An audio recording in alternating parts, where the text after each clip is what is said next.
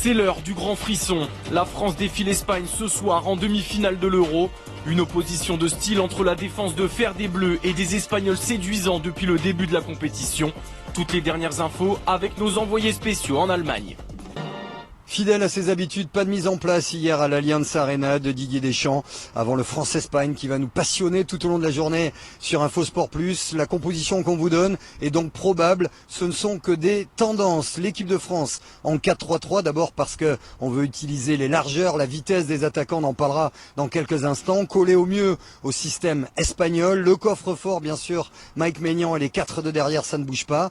Le retour d'Adrien Rabiot et sa science tactique, ce sera un plus aux côtés de Tchouaméni et Kanté pour fermer les couloirs, pour gêner également Rodri au milieu de terrain, la plaque tournante de la Roja. Et puis la confirmation de ce qu'on vous donne depuis 2 jours, a priori, Antoine Griezmann sur le banc. Ousmane Dembélé pourrait intégrer l'équipe côté droit. Il a été très bon face au Portugal. Il a des jambes, il peut apporter cette créativité à défaut d'efficacité pour l'instant qui manque tant aux Bleus. Kylian Mbappé à gauche et Kolo Muani à la pointe de l'attaque. Voici l'équipe qui pourrait débuter. On n'est pas à l'abri d'une surprise de dernière minute, mais ce 4-3-3 tient la corde quand même du côté des Bleus.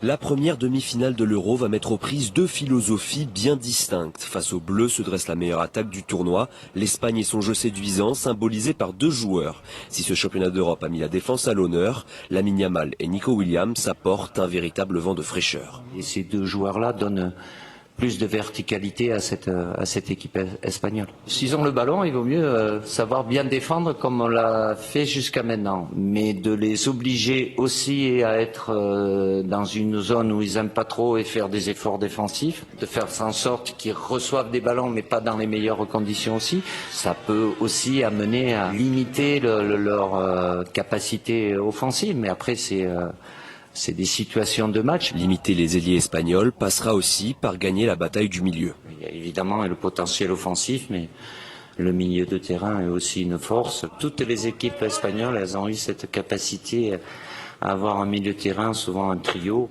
Un trio qui sera privé de Pedri face à la France, mais Rodri et Fabian Ruiz devraient retrouver Dani Olmo, buteur puis passeur face à l'Allemagne en quart après son entrée en jeu, la preuve des ressources dont dispose Luis de la Fuente. On est tous unanimes pour dire que c'est l'équipe qui joue le mieux dans ce tournoi. C'est une équipe qu'il faut bouger. Je pense que les équipes qui les ont affrontées les ont beaucoup laissé jouer aussi. On verra comment ils nous affronteront aussi demain parce que on sait que les équipes, quand elles jouent l'équipe de France, elles ont tendance parfois aussi un peu à changer leur jeu. Si la France parvient à nullifier le jeu de l'adversaire, reste à retrouver de l'efficacité pour faire tomber les Espagnols.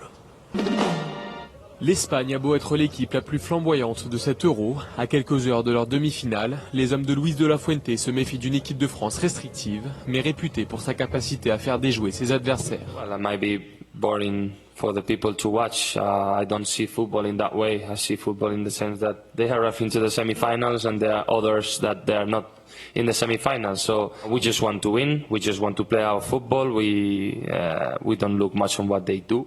Creo que estamos preparados para jugar este partido. Perfecto. Francia me parece un equipo físicamente muy fuerte.